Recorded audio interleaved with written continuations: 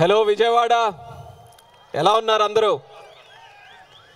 వేదికను అలంకరించిన పెద్దలకి, ఈ కార్యక్రమానికి విచ్చేసినటువంటి పెద్దలు, నగర ప్రజలకి, ఎంతోమంది తాలూకా కలయిక ఈ యొక్క ఉత్సవం, కళాకారులకి, చిన్నారులు అందరికీ కూడా మరొక్కసారి నా తాలూకా శుభాకాంక్షలు తెలియజేస్తూ హృదయపూర్వకమైనటువంటి నమస్కారాలు తెలియజేసుకుంటున్నాను. విజయవాడ ఉత్సవంలో ముఖ్యంగా ఈరోజు ఈ ప్రత్యేకత కూడా ఇప్పుడే చెప్పడం జరిగింది. మూలా నక్షత్రం, అమ్మవారు సరస్వతీదేవి అలంకరణలో ఉన్నటువంటి సందర్భంగా అమ్మవారిని దర్శించుకొని అమ్మవారి తాలూకా కరుణా కటాక్షాలు పొందే అవకాశం రావడం చాలా ఆనందంగా ఉందని వేదిక ద్వారా మీ అందరితో కూడా పంచుకుంటున్నాను.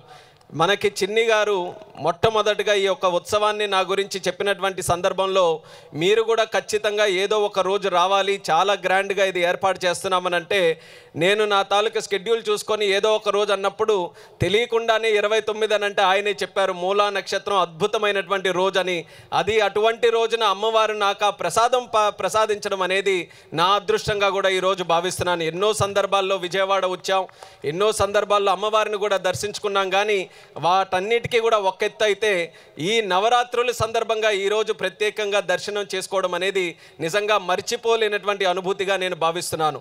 అందులో భాగంగా మనం ఎప్పుడు కూడా విజయదశమి అని అంటే మనకి ప్రధానంగా దేశంలో గుర్తొచ్చేది మైసూరులో దసరా ఉత్సవాల గురించి మనం మాట్లాడుకుంటాం.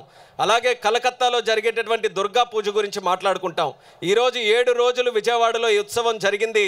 నాకు ఒక నమ్మకం ఉంది, రేపు ఈ 11 రోజులు ఉత్సవం జరిగిన తర్వాత దేశంలో ఎవరైనా విజయదశమి గురించి మాట్లాడాలనంటే మన విజయవాడ గురించే మాట్లాడే స్థాయిలో ఈరోజు ఈ ఏర్పాట్లన్నీ కూడా చేయడం మనందరికీ కూడా గర్వకారణం. నేను ఈరోజు ఉత్తరాంధ్ర ప్రాంతం నుంచి శ్రీకాకుళంకి ప్రాతినిధ్యం వహిస్తున్నటువంటి పార్లమెంటు సభ్యుడిని.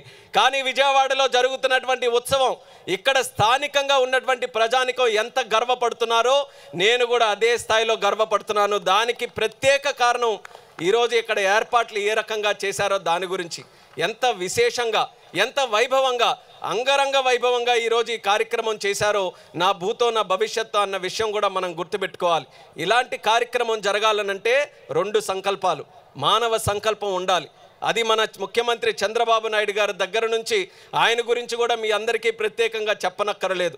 ఒక విషయం కానీ, ఒక విజన్ కానీ, ఒక కార్యక్రమం కానీ పట్టుకున్నారనంటే అది 100% సక్సెస్ఫుల్గా ఎలా చేయాలన్నది ఒక సర్జరీ చేసే డాక్టర్ ఎంత శ్రద్ధ వహించి చేస్తారో అదే రకంగా కార్యక్రమాలు కూడా సూపర్ హిట్ చేయడానికి ఆలోచనలు, గైడెన్స్ ఇస్తున్నటువంటి మన ముఖ్యమంత్రి చంద్రబాబు నాయుడు గారు, అలాగే యువ నాయకుడు నారా లోకేష్ అన్న గారు, దానితో పాటు ఈరోజు టీం మెంబర్స్ అందరినీ కూడా చూస్తున్నాం. ప్రతి ఒక్కరి తాలూకా కాంట్రిబ్యూషన్ ఇందులో ఉంది. ఎంతోమంది ఈరోజు వివిధ ప్రాంగణాల్లో జరుగుతున్నటువంటి కార్యక్రమాలు, వాళ్ళందరి తాలూకా కాంట్రిబ్యూషన్ కూడా ఈరోజు ఉంది. ఆ మానవ సంకల్పంతో పాటు దైవ సంకల్పం కూడా తోడవ్వాలి. లేకపోతే ఇంత పెద్ద కార్యక్రమం, ఎంత మనం డబ్బులు ఖర్చు పెట్టినా, ఎన్ని కార్యక్రమాలు చేయడానికి ఉత్సాహంతో మనం ముందుకు నడిచినా, ఇలాంటి కార్యక్రమం విజయవంతంగా జరగాలనంటే ఆ దైవం తాలూకా సంకల్పం కూడా ఉండాలి. ఆ 2 కలిసి వచ్చాయి. మన విజయదశమికి మన కనకదుర్గమ్మ తాలూకా ఆశీస్సులు కూడా పుష్కలంగా ఉన్నాయి కాబట్టి ఉత్సవం విజయవంతంగా ఈరోజు కొనసాగుతుంది. అందులో సివిల్ ఏవియేషన్కి సంబంధించి ఒక హెలికాప్టర్ రైడ్ కూడా పెట్టారు. నాకు కూడా ఆనందం అనిపించింది. ఏదో ఒక స్థాయిలో నేను కూడా ఇన్వాల్వ్ అయ్యే అవకాశం దక్కింది. బాగా జరుగుతుంది. అలాగే చాలామంది ఉత్సాహంగా హెలి రైడ్ కూడా ఎక్కి విజయవాడ నగరం పైనుంచి కూడా చూసే మంచి అవకాశం కూడా దక్కుతుంది. ఇంకోటి ఇక్కడే మనం చూసాం డ్రోన్ షో కూడా. మీ అందరికీ కూడా గుర్తుంటుంది, గతంలో ఇదే సందర్భంలో పున్నమి ఘాట్లో మనం డ్రోన్ సమ్మిట్ అమరావతిది పెట్టుకుంటే ఈ పున్నమి ఘాటి వేదికగానే వరల్డ్ రికార్డు సాధించినటువంటి డ్రోన్ షోను కూడా మనం ఏర్పాటు చేసుకున్నాం. అలాగే ఈరోజు ఈ విజయదశమి కార్యక్రమాల్లో మరొక వరల్డ్ రికార్డుకి మనం అందరం కూడా ముందుకు వెళ్తున్నాం. అంటే విజయదశమికి ఈ యొక్క విజయవాడ నగరం విజయానికి సంకేతం ఏ రకంగా అవుతుందో ఈ కార్యక్రమాలన్నీ కూడా ఒక నిదర్శనం. ఇందులో అన్నిటికంటే మెచ్చుకున్నటువంటిది చిన్ని గారు కూడా ఇప్పుడు చెప్పారు, అంతరించిపోతున్నటువంటి కళలు, కళాకారులు ఎవరైతే ఉన్నారో మా శ్రీకాకుళం జిల్లా నుంచి ఉత్తరాంధ్ర ప్రాంతం కూడా జానపదానికి పెట్టినటువంటి పెద్దపీట అది. ఎంతోమంది కళాకారులు ఉన్నారు. కానీ మారుతున్నటువంటి సమాజంలో, డిజిటల్ యుగంలో అందరం కూడా ఫోన్లు కతుక్కుపోతున్నాం, ఏవేవో నెట్ఫ్లిక్స్లు అంటున్నాం, రకరకాల సినిమాలు వస్తున్నాయి, అన్నీ కూడా చూస్తున్నాం. కానీ మన తాలూకా సంపద, మన సంస్కృతి, మన చరిత్ర ఏదైతే ఉందో దానికి మాత్రం పెద్దగా అవకాశాలు రావట్లేదు. చాలామంది అది మెచ్చుకోవాలి, ఎక్కడైనా చూడాలని అనుకున్నా సరే వాళ్ళకి ప్రమోట్ చేయడానికి ఎక్కడ వేదికలు దొరకట్లేదు.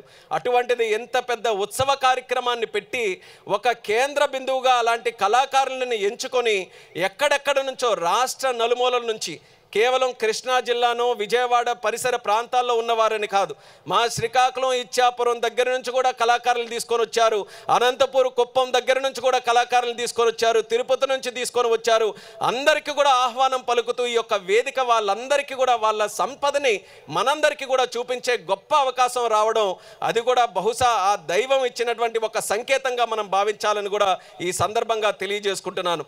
ఈరోజు మన అందరం కూడా కలిసి ఏ రకంగా ఈ యొక్క కార్యక్రమాన్ని విజయవంతం చేశామో, ఎందుకు పండుగలు మన అందరం కూడా జరుపుకుంటాం, కేవలం ఒక ఆనందాన్నో ఒక దైవ భక్తితోనో చాటుకోవడానికి కాదు, సమాజంలో అందరూ కూడా కలిసి వస్తే ఆ కలిసి వచ్చేటటువంటి శక్తి ఏ రకంగా ఉంటుందో మనం గుర్తు చేసుకోవడానికి ఈ ఉత్సవం దానికి ప్రతీక.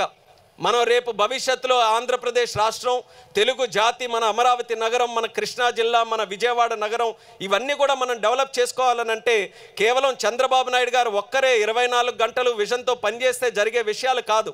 ఇందులో మన రాష్ట్రంలో ఉన్నటువంటి 5 కోట్ల మంది జనాభా ప్రతి ఒక్కరు కూడా ఆయన సంకల్పానికి తోడుగా నిలబడితేనే రేపు భవిష్యత్తులో తెలుగు జాతి నంబర్ 1 స్థానంలో ఉండాలని ఏదైతే చంద్రబాబు నాయుడు గారు సంకల్పిస్తున్నారో అది జరుగుతుంది.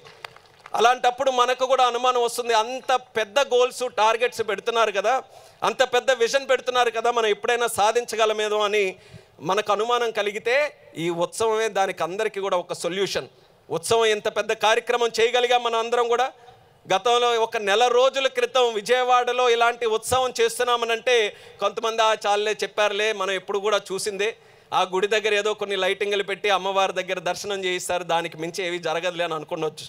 అలాంటిది 12 సంవత్సరాల తర్వాత ఎగ్జిబిషన్ 50 రోజులు చరిత్రలో ఉండిపోయే విధంగా మళ్ళీ ఈరోజు చేశారు. ఒక సంకల్పం తాలూకా బలం.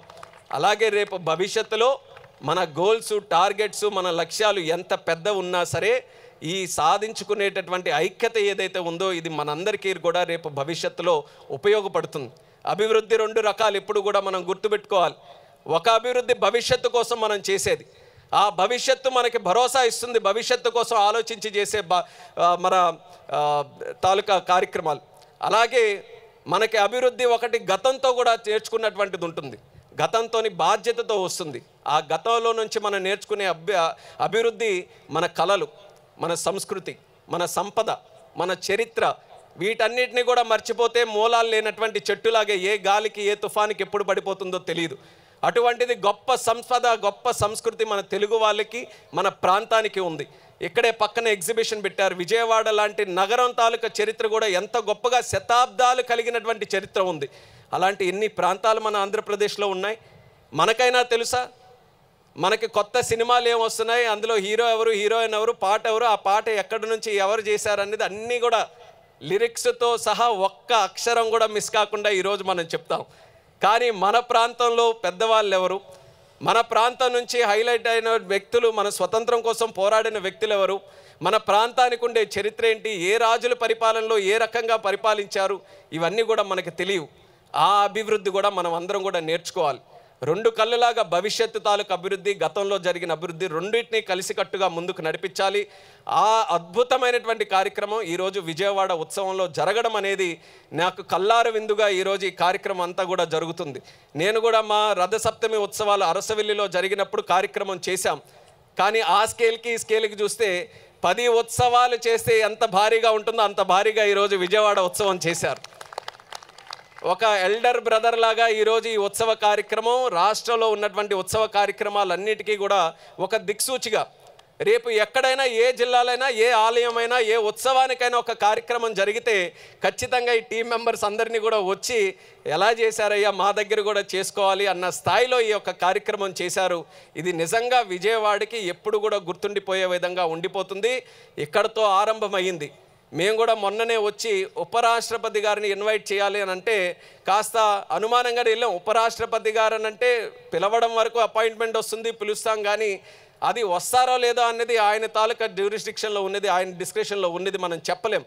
కానీ ఒక పట్టుదలతో వెళ్ళాం.